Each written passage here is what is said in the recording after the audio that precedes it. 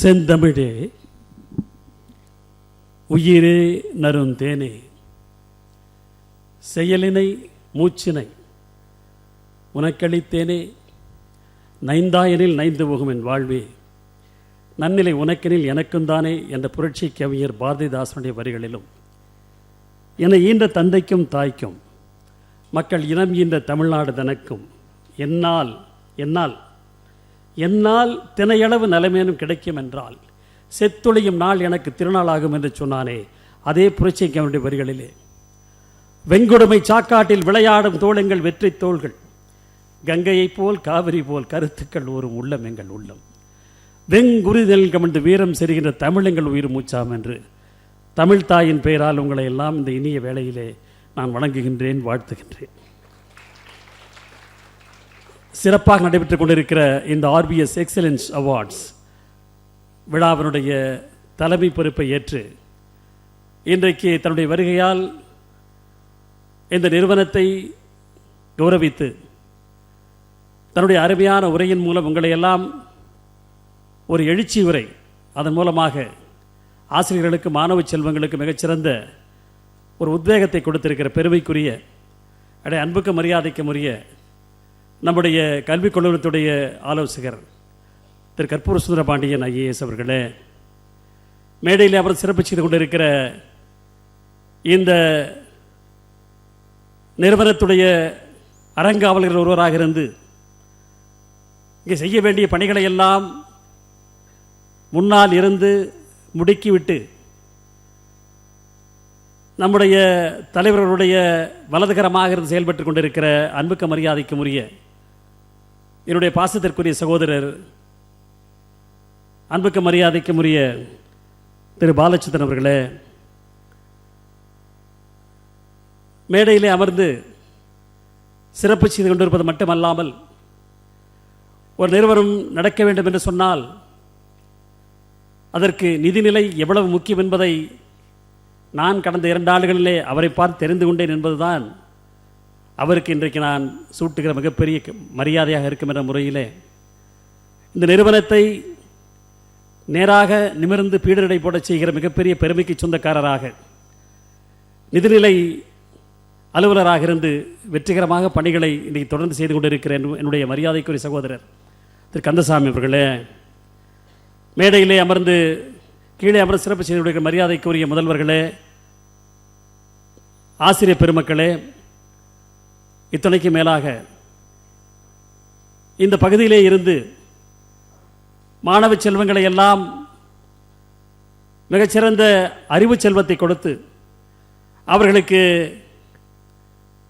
சிறந்த எதிர்காலத்தை உருவாக்கி கொடுக்கிற மிகப்பெரிய பணியை தங்களுடைய இதயத்திலே சுமந்து இன்றைக்கு எங்களுடைய அழைப்பை ஏற்று இங்கே வந்து தங்களுடைய நீண்ட நெடிய அனுபவ அறிவின் மூலமாக மாணவ செல்வங்களை வழிநடத்திக் கொண்டிருக்க அன்புக்கு மரியாதைக்கும் உரிய ஆசிரியர் பெருமக்களே, மாணவ செல்வங்களே, பத்திரிகை நண்பர்களே, இந்த விழாவை சீரோடும் சிறப்போடு அமைத்த பெருமைக்குரிய அன்புக்கு மரியாதைக்கும் உரிய அன்பு சகோதரர்களே, உங்கள் அனைவருக்கும் இந்த இனிய மதிய வேளையிலே என் வணக்கங்களையும் வாழ்த்துக்களையும் தெரிவித்துக் கொள்வதில் மற்றற்ற மகிழ்ச்சி அடைகிறேன்.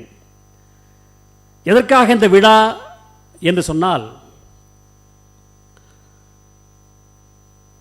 ஆர்பிஎஸ் கல்விக் குழுமம் என்பது மிகப்பெரிய ஆலமரம் என்பதை இந்த வீடியோ உங்களுக்கு நிச்சயமாக வெளிப்படுத்தி இருக்கும். அதற்கு மேலாக ஒரு தனிப்பட்ட மனிதனுடைய உழைப்பு எப்படி இருக்கும், உழைப்பு என்பதை தாரக மந்திரமாக கொண்டு செயல்பட்டால் உலகத்திலே எந்த ஒரு உச்சத்தையும் அடையலாம் என்பதற்கு வாழும் உதாரணமாக திகழ்கின்ற நம்முடைய தலைவர் ஐயா அவர்களுடைய வாழ்க்கை வரலாற்றையும் தெரிந்து கொள்ள என்பதற்காகத்தான் இந்த விழா இன்றைக்கு ஏற்பாடு செய்யப்பட்டிருக்கிறது. என்ன பேச வேண்டும் என்பதை அறிவு சொல்கிறது, எப்படி பேச வேண்டும் என்பதை ஆற்றல் சொல்கிறது, எவ்வளவு பேச வேண்டும் என்பதை அரங்கம் சொல்கிறது, எதை பேச வேண்டும் எதை பேசக்கூடாது என்பதை அனுபவம் சொல்கிறது. ஏனென்று சொன்னால் உங்களுக்கு எல்லாம் தெரியும், ஒரு வகுப்பறையில் ஆசிரியர் பெருமக்கள் நிறைந்திருக்கிற இந்த அரங்கத்திலே சில கருத்துக்களை பகிர்வது என்னுடைய கடமை நினைக்கிறேன். ஒரு வகுப்பிலே ஒரு ஆசிரியர் கொஞ்சம் கரடுமுரடானவர். எதற்கெடுத்தால் மாணவ பெருமகள் செல்வங்களை பார்த்து ஏதாவது படிக்க வேண்டும் என்று சொன்னால் கொஞ்சம் திட்டுவார். அது எல்லோருக்கும் இருக்கிற ஒரு குணம்தான். ஆனால் அவர் எப்பொழுதுமே என்னுடைய சில ஆசிரியர் கூட அப்படித்தான் சொல்லுவார்கள். ஒரு கேள்விக்கு பதில் தெரியவில்லை என்று சொன்னால் உனக்கு அறிவு இருக்கிறதா என்று கேட்பார் உடனடியாக. நேற்று படித்து வரை சொன்ன அந்த பாடத்தை சரியாக முறையில் ஒப்புவிக்கவில்லை என்று சொன்னாலும் உனக்கு அறிவு இருக்கிறதா என்று சொல்வார். இப்படியே தினம் அவர் கேட்கிற ஒரு கேள்வி, உனக்கு அறிவு இருக்கிறதா, உனக்கு அறிவு இருக்கிறதா என்று. திடீரென்று ஒரு மாணவனுக்கு ஒரு சந்தேகம் வந்து விட்டது. ஒரு நாள் எழுந்தான், தைரியமாக எழுந்து, ஐயா அறிவு எங்கிருந்து வருகிறது என்று கேட்டான். திடீரென்று அவருக்கு அதிர்ச்சி ஆகிவிட்டது. என்னடா திடீரென்று கேட்கிறாரே, அறிவு எங்கிருந்து வருகிறது என்று சொல்லி, I am professor in mathematics, I know philosophy, I know history, I am an authority on science and fiction, so many things, but I am not able to right now answer your question. Please give me one day. I will tell you tomorrow from where this அறிவு comes. ஏன்னா அறிவுக்கு இணையான ஒரு சொல் ஆங்கிலத்தில் இல்லை. அது knowledge என்று சொல்லுவார்கள், இன்டெலிஜென்ஸ் சொல்லுவார்கள். அறிவு என்பது வேறு. அதனால தான் நீங்கள் தமிழகத்தில் பகுத்தறிவு என்று சொன்னான். பகுத்தறியக்கூடிய அறிவை சொன்னான். நீ அனுபவித்து அறியக்கூடிய அறிவை, பட்டு அறிவிக்கூடிய அறிவை பட்டறிவு என்று சொன்னான். ஆங்கிலத்தில் அதுக்கெல்லாம் இணையான சொற்கள் கிடையாது. So give me one day time, I will tell you tomorrow where this அறிவு கம்ஸ் ஃப்ரம். அடுத்த நாள் வந்தார். வந்து அறிவு என்பது புத்தகத்தை படிப்பதன் மூலமாக வருகிறது. இதில் என்ன பெரிய கேள்வியா, இந்த பதில் போதுமா என்று கேட்டார். அந்த மாணவன் உடனடியாக எழுந்து, நீங்கள் சொல்வது உண்மைதான் சார், அறிவு புத்தகத்தில் இருந்து வருகிறது என்று சொன்னால் நீங்கள் எதற்காக நின்று கொண்டிருக்கிறீர்கள், எதற்காக, what is the purpose your presence here, இப்படி ஏன் ஒரு பள்ளியை கட்ட வேண்டும், இப்படி ஏன் ஆசிரியர்கள் எல்லாம் இங்கே அழைத்து வந்து ஒரு சம்பளத்தை கொடுத்து அவர்கள் மாணவர்களை கூட்டி வந்து இப்படி டார்ச்சர் செய்கிறீர்களே, இது என்ன பர்பஸ், தேவையா என்று கேட்டார். அவருக்கு ஒன்றும் புரியவில்லை. இந்த மாணவன் சொன்னான், அறிவு மற்றவர்கள் சொல்வதிலே இருந்து, அதாவது ஆசிரியரிடம் இருந்து வருகிறது என்று சொன்னான். சரி, எதற்கும் என்னுடைய பாட்டியை கேட்டுவிட்டு அடுத்த நாள் வந்து சொல்கிறேன் என்று சொல்லி அடுத்த நாள் வந்து சொன்னான், ஐயா அறிவு என்பது படிப்பது மட்டுமல்ல, ஆசிரியர் சொல்வது மட்டுமல்ல, அனுபவத்திலிருந்தும் வருகிறது. அது எப்பொழுது வேண்டுமானாலும் வரலாம், எங்கிருந்து வேண்டுமானாலும் தெரிந்து கொள்ளலாம். இப்படி வாழ்க்கை பூராவும் நீ தெரிந்து கொள்வது அனுபவம். ஆகவே அனுபவம் மிகுந்த இந்த ஆசிரியர் பெருமகளிடத்திலே பேசுவதை நான் பெருமையாக உணர்கிறேன். இன்றைக்கு ஆர்விஎஸ் கல்விக் குழுமம் உங்களை எல்லாம் வரவேற்பதிலே மிக்க மிக்க மகிழ்ச்சி அடைகிறது. மாணவனுக்கு எப்படி பாடம் எடுக்க வேண்டும் என்பதெல்லாம் உங்களுக்கு எல்லாம் தெரியும். The battle of Waterloo was won on the playing fields of Eton என்று ஒரு பழமொழி உண்டு. வாட்டர்லூ போரிலே நெப்போலியனை தோற்கடித்த லார்டு அவர் இருக்கிறாரே, அவர் நெல்சன், அவர் ஈட்டன் பள்ளியிலே படித்து கொண்டிருக்கும் போதே அந்த போரை வென்று விட்டார் என்று ஒரு பழமொழி உண்டு. கால்பந்து விளையாடி கொண்டிருக்கும் போதே அந்த போரை வென்று விட்டார் என்று சொல்கிறார்கள். என்று சொன்னால் விளையும் பயிர் முளையிலே என்று தமிழில் சொல்லலாம். அப்படி finding the talent, identifying the talent, that is the most important thing of a teacher. ஒரு மாணவன் எப்படிப்பட்ட மாணவன், அவன் எதை சார்ந்திருக்கிறான், அவனுக்கு எங்கே ஆர்வம் இருக்கிறது, எதை சொன்னால் அவன் புரிந்து கொள்வான், எதை சொல்லும் போது அவன் தெளிவாக கேட்கிறான், ஆர்வமாக கேட்கிறான் என்பதை அறிந்து அதை சொல்லிக் கொடுத்து அவனை அதிலே மேலே வர செய்வதுதான் ஒரு ஆசிரியருடைய கடமை. Identifying the talent is the foremost duty of a teacher anywhere in the world. அது அயல்நாடாக இருந்தாலும் சரி, தமிழகமாக இருந்தாலும் சரி, இந்தியாவாக இருந்தாலும் சரி, ஒரு மாணவனுடைய திறமை, ஒவ்வொரு மாணவனுக்கும் உள்ளே ஒரு திறமை இருக்கிறது. எந்த ஒரு மாணவனும் இல்லை என்று தூக்கி எறியக்கூடியவன் அல்ல. ஒரு மனிதன் பிறக்கும் போதே ஏதாவது ஒரு நோக்கத்தோடு பிறக்கிறான், ஏதாவது ஒரு திறமையோடு தான் பிறக்கிறான். ஆகவே எவனுமே எதற்குமே லாயக்கில்லாத ஒரு மனிதன் ஒரு மாணவன் என்று யாருமே கிடையாது. மராட்டிய மாநிலத்திலே வகுப்பறை நடந்து கொண்டிருக்கிறது. கடைசி பெஞ்சிலே ஒரு அமர வைக்கப்பட்டிருக்கிறார் ஒரு மாணவன். அவன் முகத்திலே பிரகாசம், கேட்ட கேள்விகளுக்கெல்லாம் உடனடியாக பதில் தருகிறான். ஆசிரியர் பார்க்கிறார், இந்த மாணவனுக்கு இவ்வளவு அறிவா என்று சொல்லி அவனை முன்னால் இருந்து உட்கார வைத்து ஒரு பாடம் சொல்லிக் கொடுக்கிறார். வர்ணாசிர முறையிலே அமைந்த கட்டமைப்பு, தாழ்த்தப்பட்ட குடியிலே பிறந்தவன் என்று சொல்லப்பட்ட அந்த மாணவனை முன்னால் அமர வைத்து, முதல் பெஞ்சிலே அமர வைத்து அவனுக்கு பாடம் சொல்லிக் கொடுத்ததால் அதற்கு பிறகு அவர் உலகம் போற்றுகின்ற மிகப்பெரிய சட்ட மேதையாக, இந்திய அரசியல் சாசன சட்டத்தை வடிவமைக்கக்கூடிய மிகப்பெரிய பெருமைக்கு சொந்தக்காரராக, இன்று வரை இந்தியா வழிநடத்தக்கூடிய அந்த சட்ட அமைப்புகளை உருவாக்கிய மிகப்பெரும் மாபெரும் தலைவராக உருவாவதற்கு ஒரு ஆசிரியர் தான் அடிப்படை காரணமாக இருந்தார் என்பதை நாம் மறந்துவிட முடியாது. அவர்தான் உங்களுக்கெல்லாம் தெரியும், டாக்டர் அம்பேத்கர். அம்பேத்கர் என்பது அவருடைய பெயர் அல்ல. அம்பேத்கர் என்று இன்றைக்கு நாம் சொல்லுகிறோமே, இந்தியா முழுவதும் இன்றைக்கு அம்பேத்கர் என்று சொல்லிக் கொண்டிருக்கிறோமே, அது அவருடைய பெயர் அல்ல. அம்பேத்கர் என்பது அந்த மாணவனுடைய ஆசிரியருடைய பெயர். அந்த மாணவனுடைய பெயர் பீம்ராவ், BR. ஆசிரியருடைய பெயர் அம்பேத்கர். அம்பேத்கர், வடேக்கர், டெண்டுல்கர், கவாஸ்கர், கர் என்று முடிந்தாலே அது வேறு வகுப்பு என்று பொருள். மராட்டிய மாநிலத்தில்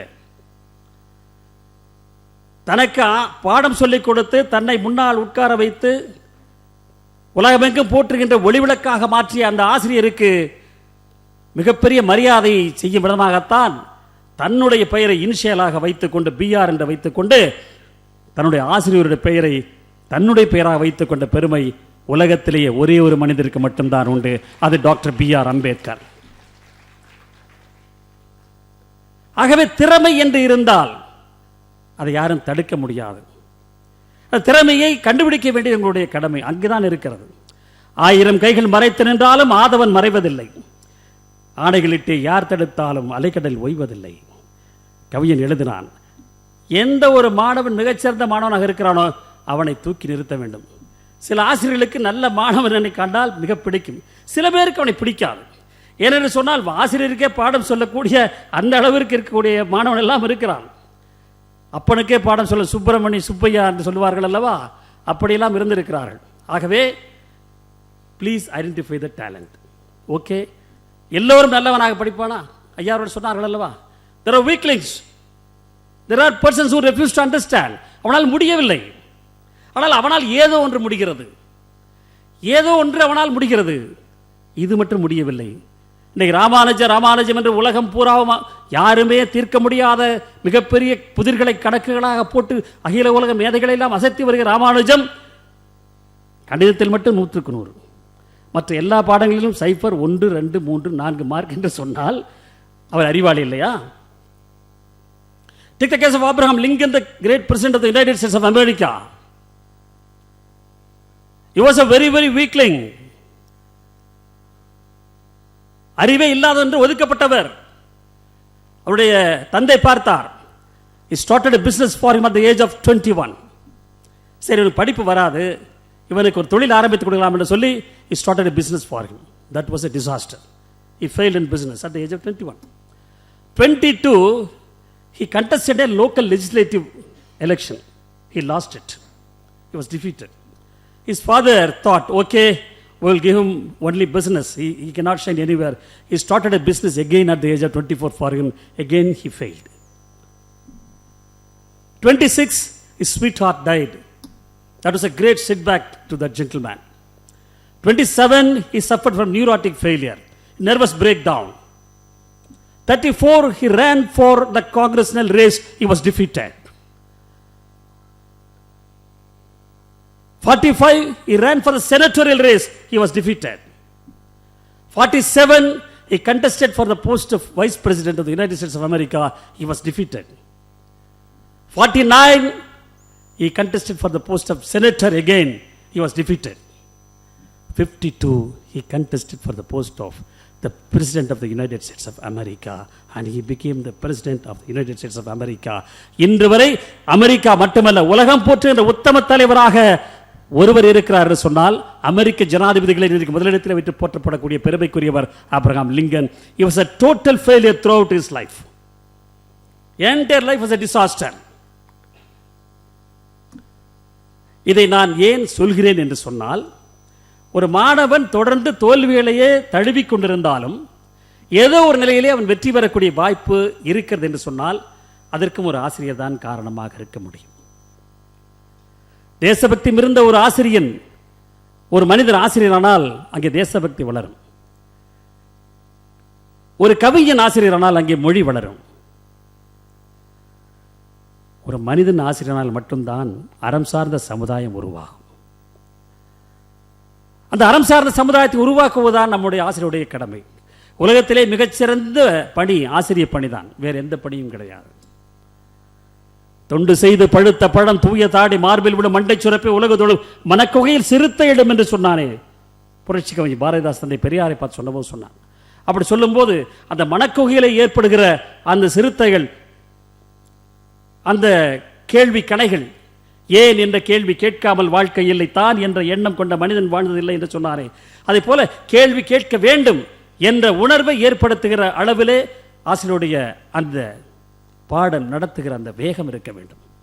ஒரு ஆசிரியரை பார்த்து எப்படி கற்றுக்கொள்ள முடியும்? ஐயா சொன்னார், நம்முடைய வாழ்க்கையிலும் சில ஆசிரியர்கள் they would play a pivotal role.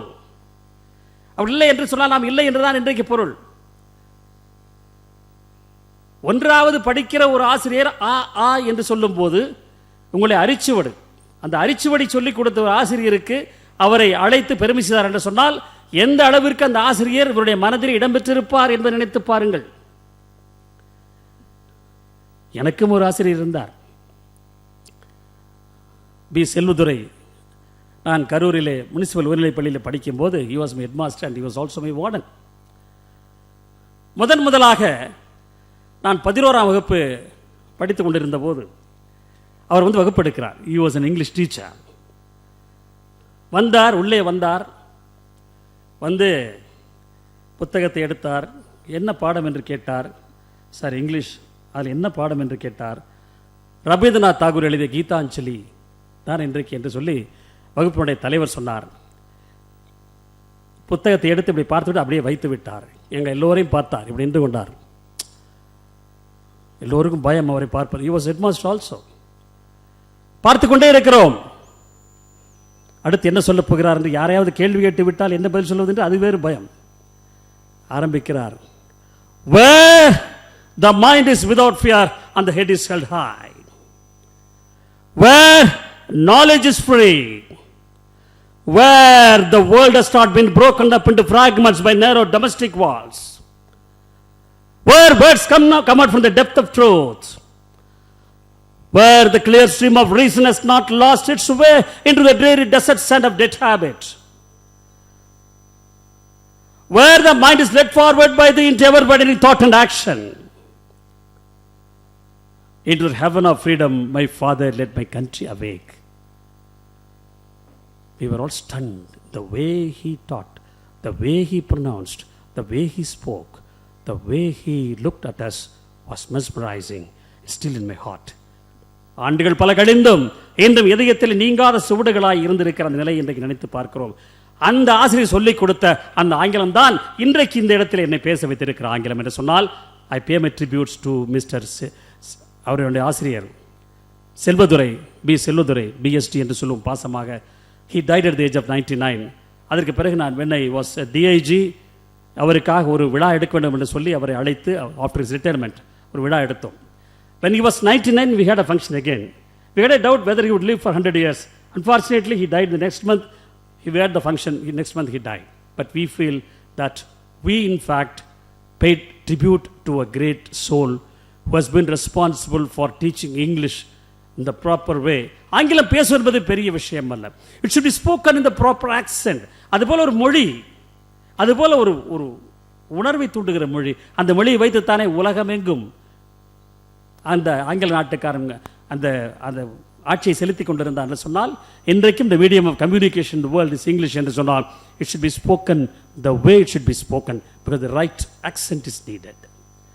இன்றைக்கு நிறைய பேரை நாம் பார்க்கிறோம், ஆங்கிலத்தை பேசுகிறார்கள், but it is lacking in the accent.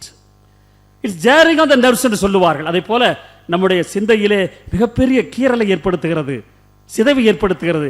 இருந்தாலும் ஆசிரியர் பெருமக்கள் இருக்கிறார்களே, அவர்கள் இதுபோல் நல்ல மொழியை சொல்லிக் கொடுக்கக்கூடிய மிகப்பெரிய வாய்ப்பை பெற்றவர்கள். அவர்கள் அடுத்த தலைமுறைக்கு இதை சொல்லிக் கொடுத்து மிகச்சிறந்த மாணவர்களை உருவாக்க வேண்டும் என்ற நல்ல செய்தியை கூட இந்த இடத்திலே நான் சொல்வதற்கு கடமைப்பட்டு இருக்கிறேன். இப்படி ஆபிரகாம் லிங்கனை பற்றி சொன்னோமே, இங்கே யாரும் ஆள் இல்லையா என்றெல்லாம் கேட்கக்கூடாது. இங்கும் நிறைய பேர் தலைவர்கள் இருக்கிறார்கள். மிகப்பெரிய படிப்பை படித்தவர்கள் எல்லாம் மிகப்பெரிய தலைவர்களாக மாறியதில்லை. ஆனால் உலகத்தை அவர் படித்தவர்கள். உலகத்தை படித்ததால் மட்டும்தான் நாம் எல்லோரும் சாதாரண மனிதர்கள். உலகத்தை பற்றி புத்தகத்திலே படித்தோம். உலகத்தை பற்றி உலகத்தையே புத்தகமாகி படித்தவன் தான் நம்மை ஆளுகிற தலைவனாக மாறினான். அப்படிப்பட்ட தலைவர்களை அடையாளம் கண்டு கொண்டு அவர்களுக்கு சொல்லித்தர வேண்டிய கடமை நமக்கு இருக்கிறது. இன்றைக்கு நம்முடைய ஐயாவுடைய வாழ்க்கை வரலாற்றை பற்றி சொன்னார்கள் அல்லவா? At a very humble age, small, he was 16, பொது வாழ்க்கைக்கு வருகிறார். இன்றைக்கு கிட்டத்தட்ட 68 ஆண்டுகள், 67 ஆண்டுகள் முடிந்து விட்டது. 68 ஆண்டுகளாக கிட்டத்தட்ட 60-70 கல்வி நிறுவனங்களை நடத்தியவர். மிகப்பெரிய பின்புலத்திலெல்லாம் இருந்து வரவில்லை. அவர்களுடைய முன்னோர்கள் எல்லாம் மிகப்பெரிய கல்வி பணியிலே யாரும் ஈடுபட்டதில்லை. But he had a vision. எப்படி? Self mat man. எந்த ஆசிரியரும் அவருக்கு சொல்லித் தரவில்லை. அனுபவத்திலே கற்றுக்கொண்டார். அனுபவம் என்பது இருக்கிறது அல்லவா? எப்படிப்பட்ட மனிதர் தெரியுமா? ஷார்ப். தும்பை பூ கதிராடை துவளாத பீடு நடை அம்பை போல் ஊடுருவி அளந்தறியும் கூர்நோக்கு கம்பீரம் நிறைமுகத்தில் கனிவான புன்புருவல் செம்பியன் தோற்றம் போல் செம்மார்ந்த தேவர் மகன் என்று சொல்லி தேவர் திருமகனை பற்றி பேசுவார்கள். தெற்கே அம்பை போல் ஊடுருவி அளந்தறியும் கூர்நோக்கு. ஒரு மனிதர் உள்ளே வரும்போதே இவன் நல்லவனா கெட்டவனா என்பது மட்டுமல்ல, என்ன சிந்தையில் நினைக்கிறார், எதற்காக வருகிறார் என்பதை முன்கூட்டியே தெரிந்து கொள்ளக்கூடிய மிகப்பெரிய ஆற்றல். அது ஒரு இறைசக்தி. அதான் அம்பை போல் ஊடுருவி அளந்தறியும் கூர்நோக்கு. அதற்கு சொந்தக்காரர் தான் நம்முடைய தலைவர் அவர்கள், சேர்மன் அவர்கள். அப்படி யார் வந்தாலும் அவர் எப்படி இவர் என்பதை கண்டுபிடித்து அதற்கு தகுந்தாற்போல் தன்னுடைய வாழ்க்கை முறை அமைத்துக் கொண்டு அவருடைய வாழ்க்கையில் 65 ஆண்டு கால வாழ்க்கையில் எத்தனை மனிதர்களை சந்தித்திருப்பார், எத்தனை ஏற்ற இறக்கங்களை சந்தித்திருப்பார். இது ஏற்றமாகவே இருந்திருக்குமா? மிகப்பெரிய சாம்ராஜ்யத்தை உருவாக்கக்கூடிய மிகப்பெரிய தலைமை பொறுப்பில் இருந்தபோது கூட இன்றும் தனக்கு யார் யார் விசுவாசமாக இருந்தார்களோ அவர்களையெல்லாம் இன்று வரை தன்னுடன் கூட வைத்திருக்கிற மிகப்பெரிய அந்த காருண்யம் அவருக்கு மட்டும்தான் இருக்கிறது. அதனால் தான் இன்றைக்கும் இங்கே அமர்ந்திருக்கிறார் நம்முடைய கருப்பணன் அவர்கள். It's a living example. தான் வகுத்து கொடுத்த பாதையிலே, தான் செல்கிற பாதையிலே ஒளிவிளக்கை காட்டியவர்கள், வெளிச்சத்தை காட்டியவர்கள் எல்லாம் என்றைக்கே மறக்கக்கூடாது. உலகத்திலே மிகப்பெரிய பாவம் என்ன தெரியுமா? மிகப்பெரிய பாவம் செய்நன்றி மறப்பது என்று சொல்லுவார்கள். அதற்கு ஒரு கவிதையை புறநானூற்றில் அதை விடுங்கள். அப்படி செய்நன்றி மறக்கக்கூடாது என்பதற்காகத்தான் தனக்கு உதவியவர்களுக்கெல்லாம் இன்றைக்கு குறிப்பாக திரு கருப்பணன் அவர்கள் டோயன் என்று ஆங்கிலத்தில் சொல்லுவார்களே, இட்ஸ் எ டோயன். அவருடன் இருந்து அவருடன் ஒரு நாள் நாம் ஒரு பொழுதை கழித்தாலே நமக்கு ஒரு மிகப்பெரிய செய்திகள் கிடைக்கும். வாழ்க்கையிலே எப்படி முன்னேற வேண்டும், எப்படிப்பட்ட காரியங்களை எப்படி எதிர்கொள்ள வேண்டும், எந்த சிச்சுவேஷன்ஸ் அது போன்ற நிகழ்வுகளை எப்படி எதிர்கொள்ள வேண்டும் என்று நமக்கு பாடம் நடத்துகிற மிகப்பெரிய அனுபவசாலி. அனுபவத்துக்கு எதிரானது எதுவுமே கிடையாது. அன்பார்ச்சுனேட்லி இன்றைக்கு இருக்கிற மாணவர்கள் நமக்கு எதுவும் தெரியாதா என்று நினைக்கிறார்கள். நமக்கு தெரியாது என்ன இருக்கிறது, எல்லாம் செல்போனில் இருக்கிறது, நமக்கு தெரியாது என்ன நினைக்கிறார்கள். பெரியவர்கள் சொல்வதை எல்லாம் அவர்கள் கேட்பதில்லை. Very unfortunate. அது தவறு. அனுபவத்துக்கு இருக்கிற விலை எதற்கும் இல்லை. அனுபவத்திற்கு இருக்கிற அந்த வேல்யூ வேறு எதற்குமே இல்லை. அந்த அனுபவம் தான் மிக மிக முக்கியம்.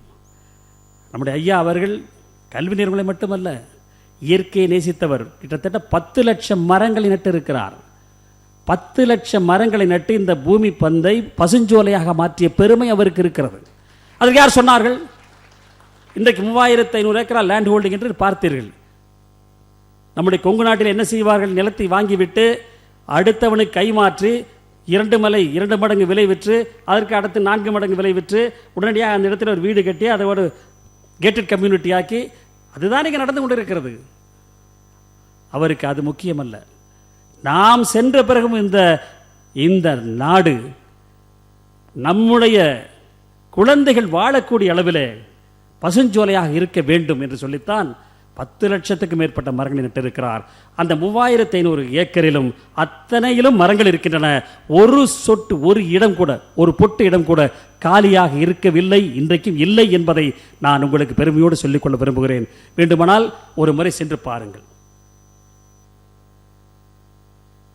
உங்களுக்கு புரியும். இதெல்லாம் ஏதோ சாதாரணமாக நடக்கும் நிகழ்வுகள் அல்ல.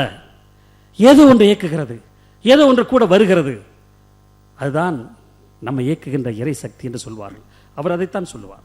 ஏதோ ஒரு divine force, there is something divine, divinity, ஏதோ ஒன்று இருக்கிறது, அது இயக்குகிறது. அது வேண்டும் என்று சொன்னால் அந்த தன்னம்பிக்கை நமக்கு வேண்டும். உன்னால் முடியும் என்ற தன்னம்பிக்கை இருக்கும்போது தான் நமக்குள்ளே இருக்கிற இறைசக்தியை நாம் உணர முடியும். அந்த தன்னம்பிக்கை கொடுப்பது தான் ஆசிரியருடைய பணி. உங்களால் முடியும் என்ற நம்பிக்கை விதையை மாணவர்கள் மனதிலே ஊன்றுவதுதான் ஆசிரியருடைய மிகப்பெரிய பணியாக இருக்க முடியும். ஆசிரியர்களுக்கு ஆயிரம் பிரச்சனைகள் இருக்கலாம், இல்லை என்று சொல்லவில்லை. ஆனால் ஒரு மாணவன் உங்களிடத்தில் வந்து உங்களால் தான் இன்றைக்கு நான் இந்த அளவுக்கு உயர்ந்திருக்கிறேன் என்று சொல்லும்போது நமக்கு ஏற்படுகிற மகிழ்ச்சி வேறு எந்த நிலையிலும் நமக்கு இருப்பதில்லை. நம்முடைய குழந்தைகள் எப்படி இருக்கிறார் என்பதை விட ஆசிரியர் பெருமக்கள் படித்து நன்றாக படித்து கொண்டிருக்கிற அந்த மாணவனுக்கு ஊக்குவித்து தன்னுடைய மகனும் மகளும் அதே வகுப்பிலே படித்தாலும் கூட அதை விட நன்றாக படிக்கிற மாணவனுக்கு ஊக்கம் சொல்லிக் கொடுத்து அவனை உயர்ந்த இடத்திற்கு கொண்டு சென்று மகிழ்ச்சி அடைகிறார்களே, அவர்தான் உண்மையான ஆசிரியர். நிறைய நிறைய நிறைய லாட் ஆஃப் எக்ஸாம்பிள்ஸ் இன்றைக்கு வந்திருக்கிறீர்கள். ஆர்விஎஸ் கல்வி குழுமங்களிடையே உங்களை நாங்கள் வரவேற்கிறோம் என்று சொன்னால் இதுபோன்ற ஒரு நிகழ்வை நடத்த வேண்டும் என்று நீண்ட நாளாக எங்களுக்குள்ளே ஒரு கனவு இருந்தது. Everybody should understand what is RVS. Rathnavel Subramaniam என்ற அந்த தெய்வம் இன்று இயக்கிக் கொண்டிருக்கிற ஒரு இடம்தான் இந்த இடம். இது ஏதோ வெறும் கல்வியை சொல்லிக் கொடுக்கிற ஒரு இடம் மட்டுமல்ல, ஆன்மீக பணியும் திருமணக்கூடங்கள் என்று சொன்னால் நிகழ்வுகள் அதுபோன்ற இடங்களும் மற்ற தோப்புகளும் துறவுகளும் பார்ப்பதற்கு பசுமை நிறைந்த ஒரு நிலை என்று சொன்னால், ஒரு மனிதன் எந்த நிலையில் இருந்தாலும் தான் வாழ்ந்த பூமிக்கு ஏதாவது காணிக்கையை செய்துவிட்டு செல்ல வேண்டும் என்ற உணர்வோடு இருக்க வேண்டும். நம்ம எவ்வளவு நாள் இருக்கிறோம் என்பது முக்கியமல்ல, நமக்கு பிறகு என்ன இங்கே நடக்கிறது. Lives of great men all reminded us that we can make our lives sublime and leave behind us footprints on the sands of time என்று சொல்லுவாங்க. அப்படி footprints on the sands of time நம்முடைய ஐயா அவர்களுடைய அந்த ஃபுட்பிரிண்ட்ஸ் வரப்போகிற என்றைக்கு இருந்தாலும் இந்த பூமி பந்திலே அவருடைய அந்த பாதங்களுடைய சுவடு இருந்து கொண்டே இருக்கும் என்று சொன்னால் அதற்கு எல்லாம் வல்ல இறைவன் தான் அதற்கு பொறுப்பு காரணம். அப்படிப்பட்ட ஒரு சூழ்நிலையிலே உங்களை எல்லாரும் அழைத்து இன்றைக்கு நாங்கள் கௌரவிக்க வேண்டும் என்று நினைத்தோம் என்று சொன்னால் இந்த பகுதியில் இருக்க அத்தனை மாணவர்களுக்கும் அவர்களுடைய குடும்பங்களுக்கும் மிகச்சிறந்த உதவிகளை நீங்கள் செய்து வருகிறீர்கள். அவருடைய கல்வி பணி சிறக்க நீங்கள் பெரிதும் உதவி இருக்கிறீர்கள். உங்களுடைய கல்வி பணி சிறப்பதற்கு நாங்கள் ஏதாவது செய்ய வேண்டும் என்பதற்காகத்தான் ஊக்கம் என்பதுதான் ஊக்கப்படுத்தத்தான் இன்னும் நிறைய செய்ய வேண்டும் என்ற உணர்வு ஒருவருக்கு ஏற்படும். நீங்கள் எல்லோரும் எத்தனை விருதுகளை வாங்கியிருப்பீர்கள், உங்களுக்கெல்லாம் நல்லாசிரியர் விருது கிடைத்திருக்கலாம். அதே போல் நாங்களும் ஒரு சிறு நிகழ்வை நடத்தி இதன் மூலமாக உங்களை எல்லாம் அழைத்து இங்கே மேடையிலே வர வைத்து உங்களுக்கு ஏதாவது சிறு ஒரு ரெகக்னிஷன், உங்களுடைய நீண்ட நெடிய அனுபவம் மிகுந்த இந்த சர்வீஸ் அந்த பணிக்கான ஒரு சிறிய காணிக்கையாக இதை ஏற்றுக்கொள்ள வேண்டும் என்று நான் கேட்டுக்கொள்கிறேன். அது மட்டுமல்ல, உங்களுடைய பணி சிறப்பதற்கு உங்களுடைய பள்ளிக்கு ஏதாவது தேவை என்று சொன்னாலும் என்றைக்கும் நீங்கள் எங்களை அணுகலாம் என்ற ஒரு நல்ல செய்தி இந்த இடத்தில் நான் சொல்லிக்கொள்ள விரும்புகிறேன். தேவைப்பட்டால் நாங்கள் என்றைக்கும் இருகரம் கூப்பி உங்களை வரவேற்க நாங்கள் காத்திருக்கிறோம். நீங்கள் வாருங்கள், நிச்சயமாக உங்களுடைய குறைகளும் நிச்சயமாக நிவர்த்தி செய்யப்படும். அதற்கான எங்கள் கதவுகள் என்றே திறந்திருக்கும் என்ற நல்ல செய்தியையும் சொல்லி இந்த நிகழ்வை ஏற்பாடு செய்த நண்பர் விஜய் மற்றும் விஜயன், திருமதி லதா மற்ற அனைவருக்கும் என்னுடைய மனமார்ந்த வாழ்த்துக்களை தெரிவித்துக் கொள்கிறேன். என்று சொன்னால் ஒரு நிகழ்வு ஏற்பாடு செய்வது என்பது சாதாரணமான விஷயம் அல்ல. அதை மிக அருமையான முறையிலே நம்முடைய ஆசிரியர் பெருமக்கள் செய்திருக்கிறார்கள். அவர்களுக்கும் என்னுடைய மனமார்ந்த வாழ்த்துக்களை நான் தெரிவித்துக் கொள்கிறேன். எந்த நிலை வந்தாலும் வந்த நிலையை மறக்கக்கூடாது என்பார்கள். அதுபோல் வந்த நிலையை மறக்க வேண்டாம், திரும்பி பார்க்க வேண்டும். நம்முடைய வாழ்க்கையை திரும்பி பார்த்து நாம் தோல்வியுற்றிருந்தாலும் துவண்டு கிடந்த போது நம்மை தூக்கி நிறுத்திய ஆசிரியர்களை இன்றைக்கு நான் நினைவு ஒரு நல்ல நாளாகத்தான் இதை நாம் பார்க்கிறோம் என்று சொல்லி இங்கே வந்திருக்கிற உங்கள் அனைவருக்கும் மனமார்ந்த வாழ்த்துக்களையும் நன்றிகளையும் தெரிவித்துக் கொண்டு, கனியிட ஏறிய சுளையும் முற்றல் கடையிட ஏறிய சாரும் பரிமலர் ஏறிய தேனும் காட்சி பாகிட ஏறிய சுவையும் நனிபசு பொழியும் பாலும் தென்னை நல்கும் குளிரில நீரும் இனியன என்பேன், எனினும் தமிழ் என் உயிர் என்பேன். நீலச்சுடர்மணி வானம் அங்கே நிறைய குளிர்வன் நிலவாம், காலை பிரதியின் உதயம் அங்கே கடல் மேலெல்லாம் ஒளியாம், மாலை சுடரில் மூழ்குள்ள மலைகளின் இன்ப காட்சி மேலனை எழுதும் கவிஞர் தமிழின் விந்தை எழுத தரமோ, செந்தல் மாற்றிய சோறும் பசுனை தேக்கிய கரியின் வகையும் தன்னிகர் தானிய முதிரை கட்டி தயிருட மிளகின் சாரும் நான் மதுரைஞ்சை கிடங்கும் காணில் நாவின் இனித்திடும் அப்பம், உன்னை வளர்ப்பன தமிழா உன் உடலை வளர்ப்பன தமிழா, எனினும் எனினும் உன் உணர்வை வளர்ப்பது தமிழே, உன் உயிரை வளர்ப்பதும் தமிழே தமிழே என்று தமிழ்த்தாயின் பொற்பாதங்களில் என் சிரம் சாய்த்து கரம் கூப்பி வாய்ப்புக்கு நன்றி பாராட்டி வணங்கி விடைபெறுகிறேன். நன்றி, வணக்கம். Thank you, sir, for your inspiring words.